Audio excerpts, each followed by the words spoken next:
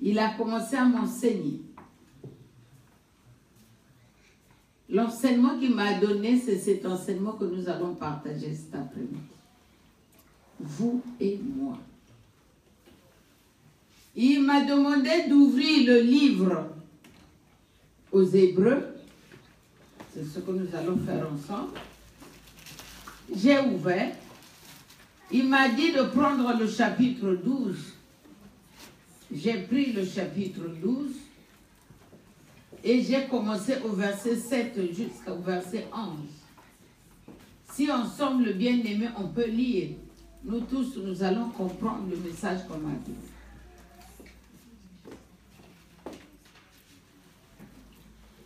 Je vous avais dit de support, d'aider ces enfants-là.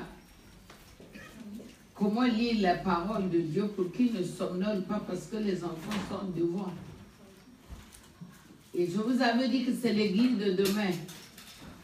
Si vous avez compris, ces enfants-là sont là tous les dimanches.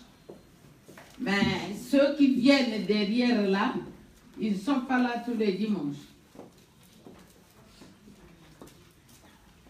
C'est l'église de demain, mais bientôt, ça sera l'église d'aujourd'hui. Si nous pouvons nous mettre debout, bien-aimés, et nous recevons la parole de Dieu. Je lis.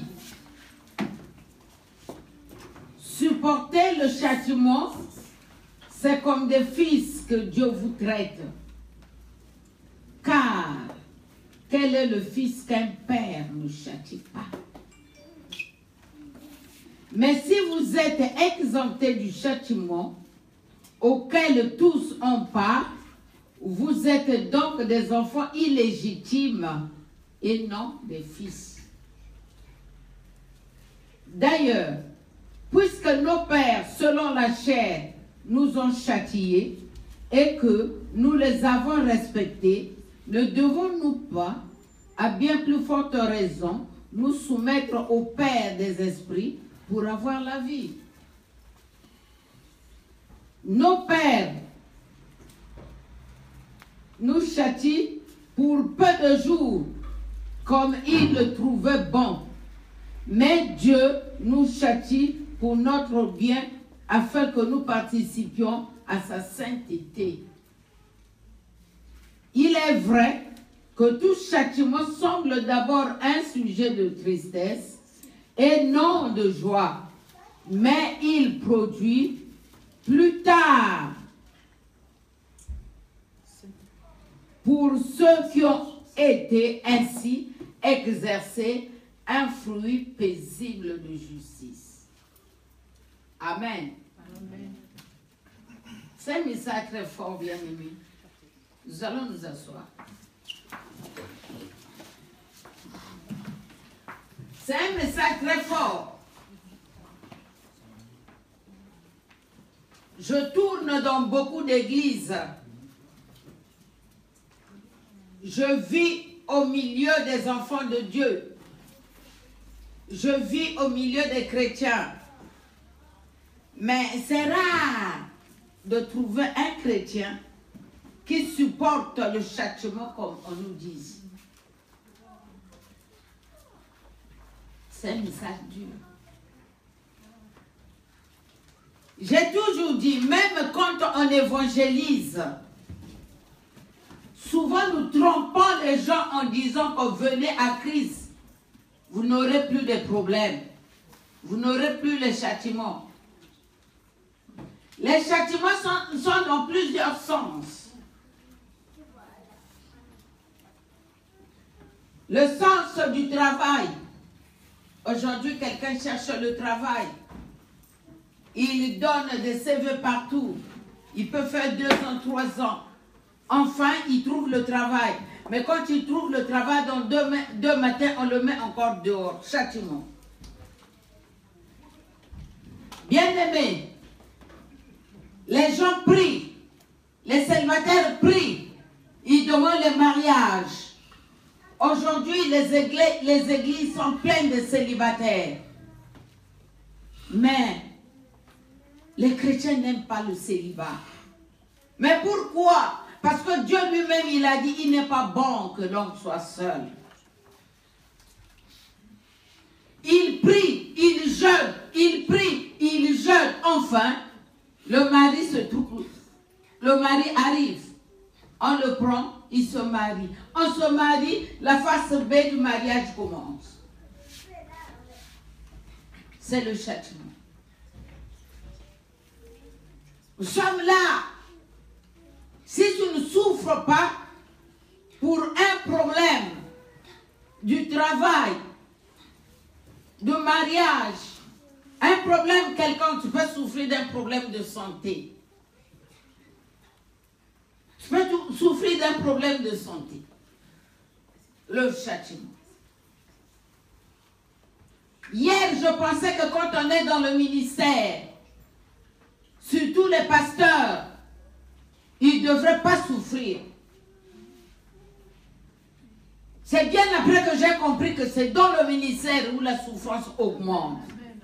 Oh là là, Dieu. J'ai pleuré. J'ai pleuré. Nous voyons la souffrance partout. Dieu nous dit, il n'est pas bon que l'homme soit seul. Mais bien aimé, quand vous êtes à deux, c'est là où on devrait voir la joie. Mais il y a aussi la souffrance. On ne se comprend pas. Quand un dit I, l'autre dit O. Quand l'autre voit noir, l'autre voit bleu. On ne se comprend pas. Et quand nous revenons à l'écriture, la parole de Dieu nous dit que c'est Dieu lui-même qui a institué le mariage. Mais pourquoi nous ne trouvons pas la paix dans ce mariage que le Seigneur a institué? Dis-le.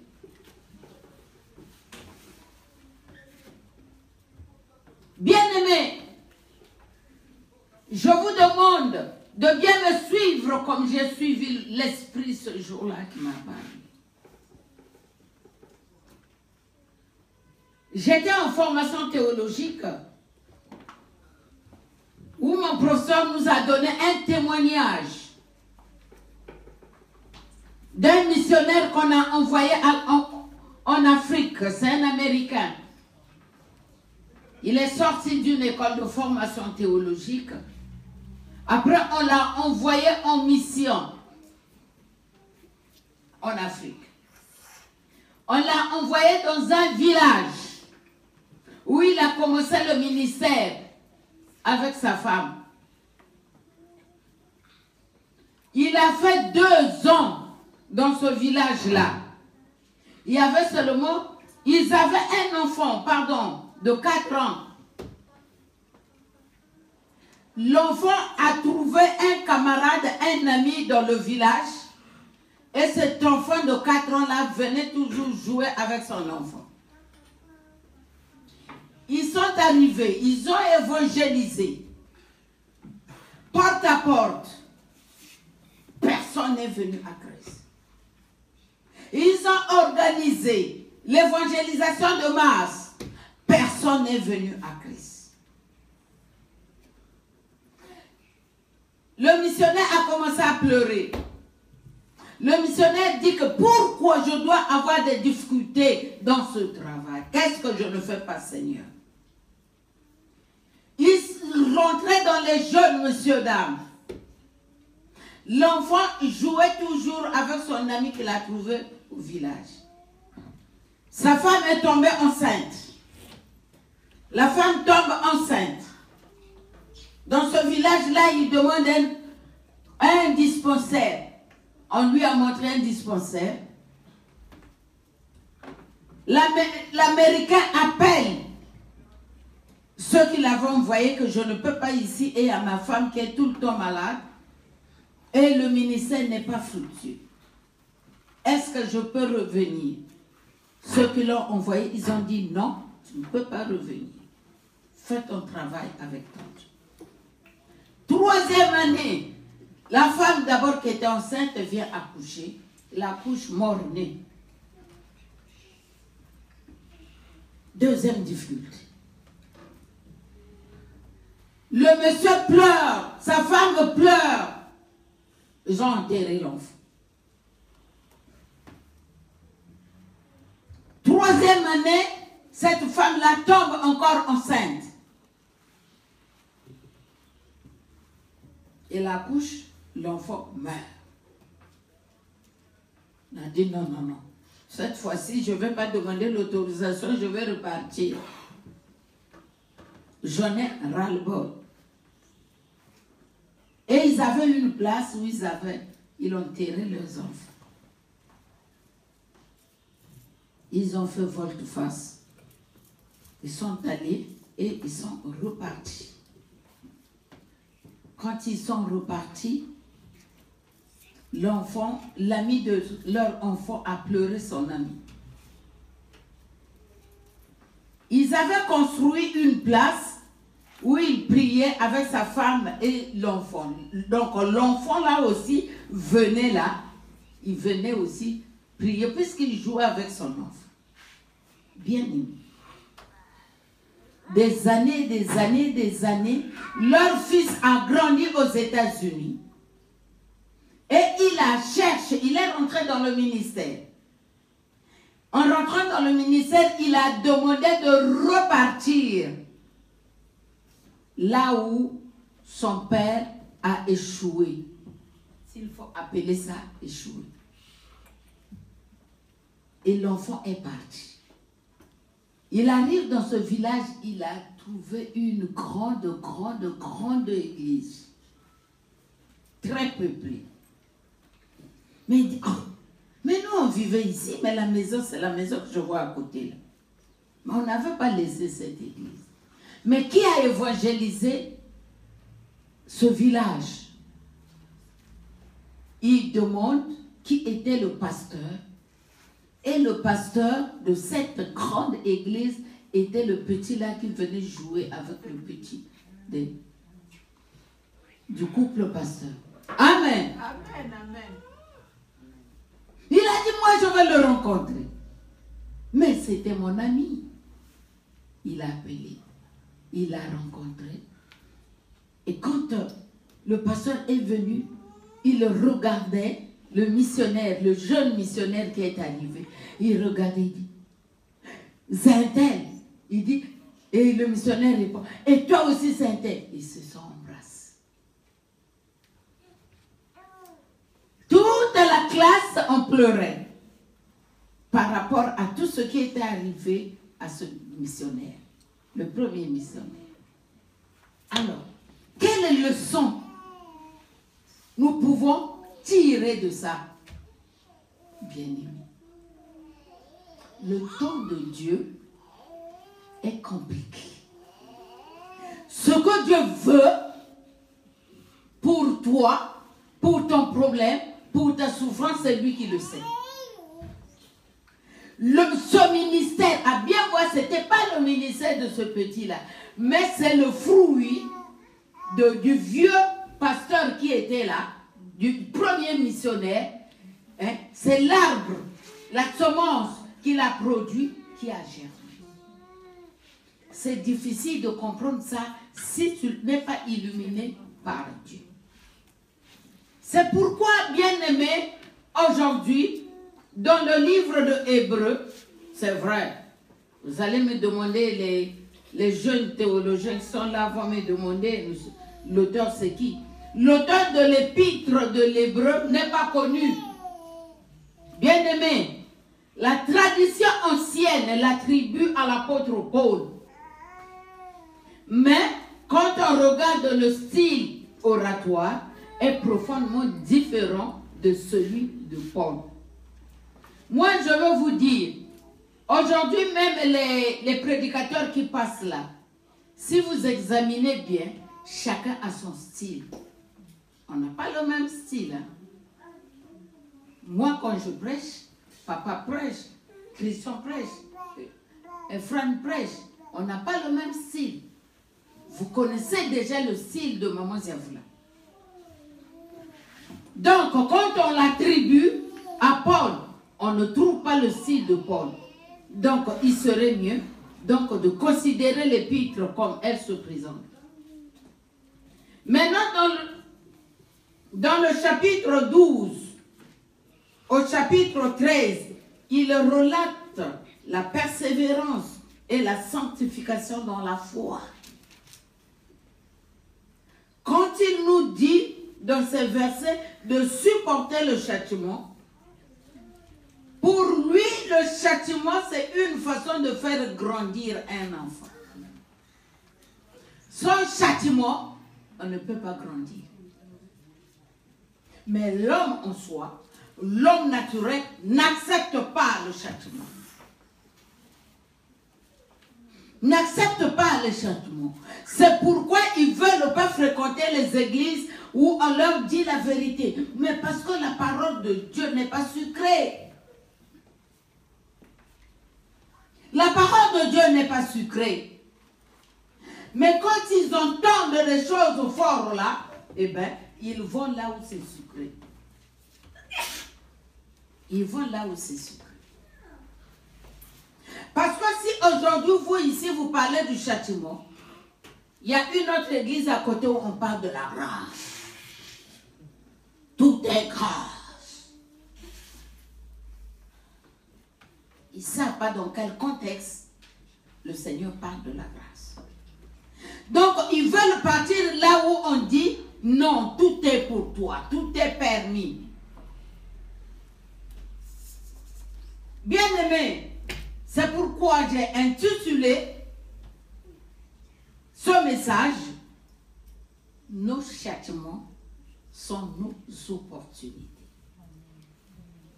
Alléluia. Nos châtiments sont nos opportunités. Est-ce que tu peux dire Amen? Amen. Est-ce que tu l'acceptes? Amen. Que les châtiments soient tes opportunités. Dieu veut que chaque chrétien sache qu'une situation difficile est pour lui un témoignage en devenir. Est-ce qu'on a compris? Le Seigneur veut ce matin que vous qui êtes présents, que vous sachiez, chaque fois quand vous traversez une difficulté, cette difficulté-là cache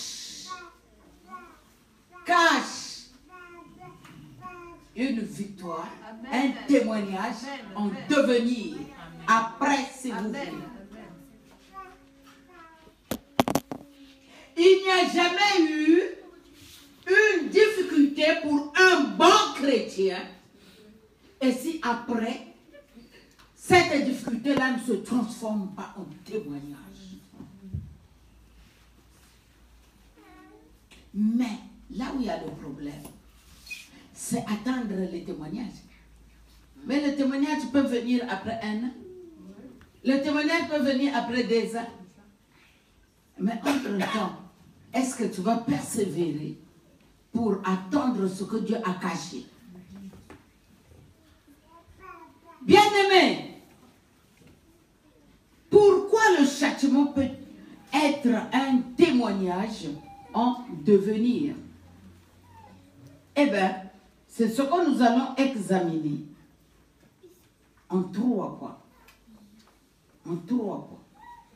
Le premier point, nous devrons savoir que le châtiment est preuve d'amour. Le châtiment est preuve d'amour. Si vous êtes d'accord avec moi, dites Amen. Amen. Moi, je veux vous dire quelque chose. Tu as 2 enfants à la maison. J'ai 2 enfants. Je vais vous poser la question, vous allez parler. Celui-là, c'est mon fils. Celui-là, c'est l'enfant que j'ai trouvé au mariage. C'est-à-dire l'enfant que mon mari a eu avant. Et les 2, quand ils vont faire des erreurs, j'aurai l'aptitude de taper qui? Mon fils. Amen. Mais pourquoi je ne tape pas l'autre? Parlez. Pourquoi je ne peux pas le taper? Mais non, il y a des raisons. Pourquoi? Voilà, mais j'évite les problèmes. Amen. J'évite les problèmes, mais le mien, je peux l'écraser comme je veux. Personne ne pourra venir me poser des questions. Donc, au premier point, nous devrons souligner que le châtiment, c'est preuve d'amour. Deuxièmement, si tu me demandes pourquoi, je veux corriger mon enfant là parce que je veux qu'il soit ministre. Celui-là, je m'en fous. Deuxième raison. Est-ce que vous comprenez? Celui-là, je m'en fous. Si je le tape, j'aurai des problèmes. Je le tape pourquoi? Pour qu'il se conforme à une bonne éducation. Mais moi, je m'en fous s'il est ministre. C'est moi, il va me regarder là. Mais celui-là, je le redresse, je fais tout, parce que je sais qu'il est, s'il est ministre, on dirait je suis la maman des ministres. Dites Amen. Bien-aimés dans le Seigneur, retenons que le châtiment est preuve d'amour. Deuxièmement, je vais vous dire, je suis un enseignant de carrière. Mais quand dans ma classe, j'ai 40 élèves, j'interroge beaucoup les enfants sur qui je compte. Je sais que soit c'est sa maman qui est venue me donner cet enfant-là à la maison et à son père qui est venu me le confier. Je surveille beaucoup son travail. Malonga au tableau, Massamba au tableau. Celui-là que son père ou sa mère, je ne sais pas, il a un mauvais comportement envers, je veux dire, va chercher la place derrière là. Je ne vais pas te toucher, reste là. L'enfant est négligé dans la salle. C'est pourquoi j'ai toujours dit à des mamans, ne touchez pas aux enseignants de vos enfants. Il peut te négliger l'enfant en classe. Bien aimé. Donc, au verset 7, quand le Seigneur nous dit, supportez le châtiment, c'est comme des fils que Dieu vous traite. Car, quel est le fils qu'un père ne châtie pas? Au moment où je préparais cet enseignement-là, je suis revenu, je me suis rappelé de la prédication que le pasteur Robert a donnée ici. Je leur ai dit à Kingwari, moi mon mari a prêché à Paris, il a fait la nuance entre un enfant et un fils. Tout le monde riait. On peut t'appeler enfant de Dieu, c'est vrai. Mais je préfère qu'on m'appelle aujourd'hui fils de Dieu. Parce que là, il n'y a pas le cafouillage. Je leur ai dit, je peux prendre ces enfants-là, je les mets dans ma maison. Dans ma maison, surtout en Afrique, tu ne peux pas seulement avoir tes enfants. Il y a les neveux, il y a les petites sœurs, il y a les cousins, tous les enfants sont là. Mais quand ces enfants-là sortent dans la rue, on dit, ah, ce sont les enfants de M. Zavoula. N'est-ce pas? Parce qu'ils vivent sous mon toit. Mais, quand quelqu'un t'appelle fils, fils, bien-aimé, quand tu as un papa qui t'appelle fils, ça veut dire qu'il y a plein d'affection. Donc, il te met en même place avec l'enfant qu'il a mis au monde. Donc là, le texte nous dit, le Seigneur vous traite comme des fils. Il n'a pas dit comme des enfants. Il n'a pas dit ça. Mais supporter le châtiment, c'est comme des fils que Dieu vous traite. Car, quel est le fils qu'un père ne châtie pas? Lisons la Bible. Bien-aimé, même si tu n'aimes pas Dieu, mais lis au moins ce livre-là, ça va t'instruire. Ce livre-là va t'instruire. Bien-aimé, et regardez, il dit pareil dans Proverbe 3, 11 à 12. Il dit, mon fils, ne méprise pas la correction de l'Éternel. Ne t'effraie point de ses châtiments, car l'Éternel châtie celui qui l'aime. Comme un père l'enfant qu'il chérit. Vous savez, rentrer dans les maisons, même s'il y a 6 gosses, regardez le traitement de ces enfants-là.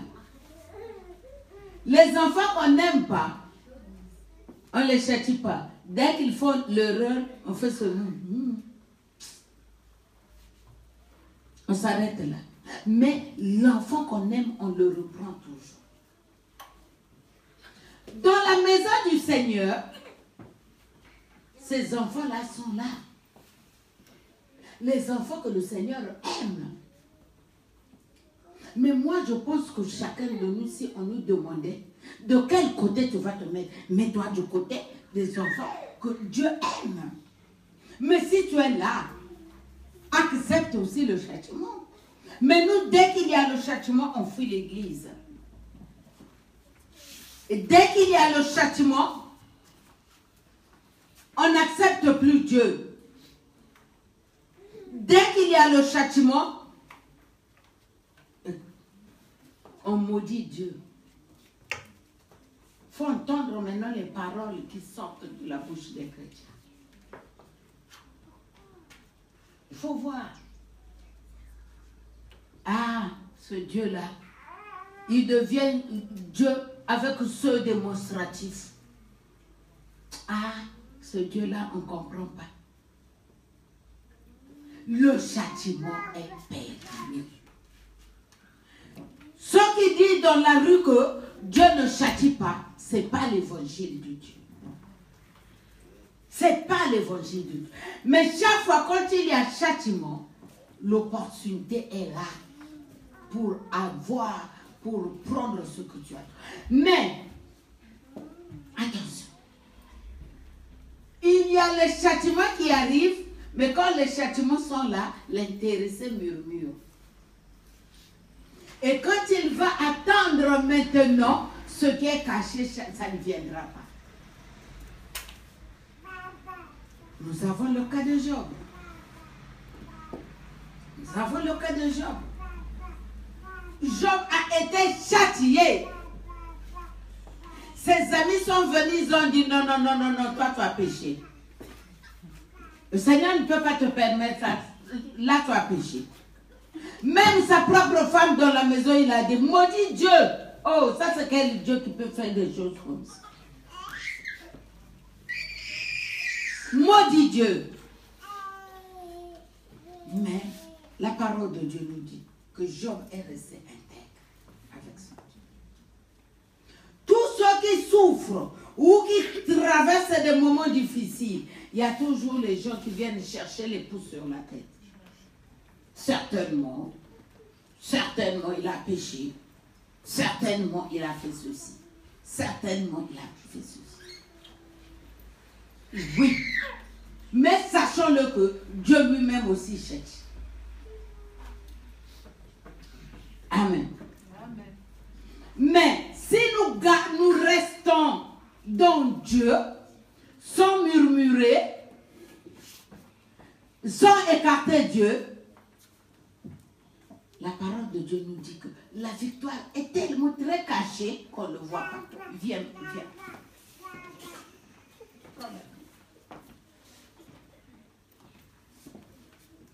C'est un bon gaillard qui ressemble à un châtiment. Derrière lui, tu caches la victoire. Il cache la victoire. Mais le problème, comment je vais traiter ce châtiment? Parce que quelquefois, quand le châtiment est là, les sorciers dans la famille souffrent.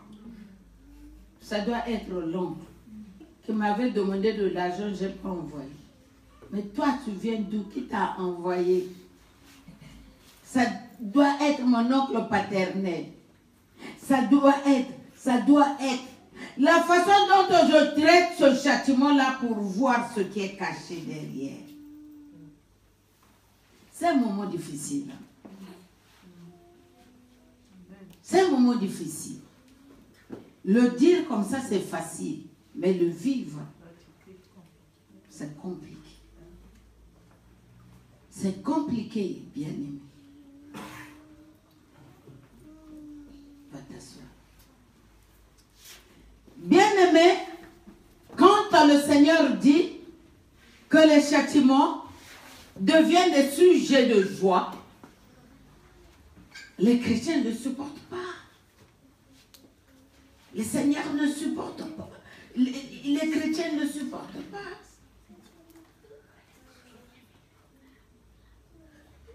Qui n'aime pas la joie ici? Mais on ne veut pas la joie qui passe par des châtiments. On ne veut pas.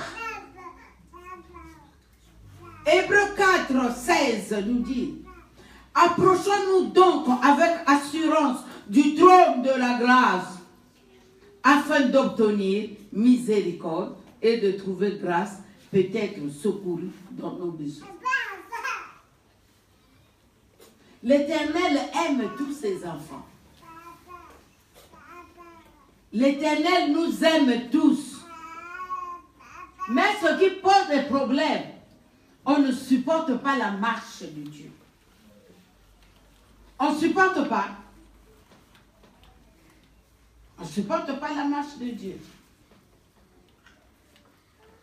Dans 2 Chroniques 16, 9, l'Éternel étend ses regards sur toute la terre pour soutenir ceux dont le cœur est tout entier à lui. Le Seigneur étend ses regards sur toute la terre. C'est-à-dire quand nous venons comme ça à l'église, on peut être même 1000. Mais le Seigneur connaît tous ceux qui sont à lui. Le Seigneur les connaît. Cela signifie que Dieu lui-même, il scrute et cherche des occasions pour manifester sa gloire à travers vous. Aujourd'hui, si les gens du dehors là veulent que nous manifestions la gloire de Dieu, mais ce n'est pas Dieu qui va tomber, c'est nous qui allons manifester la gloire. Donc, dans l'église, nous pouvons être 1000, mais c'est difficile de trouver même 5 qui supportent.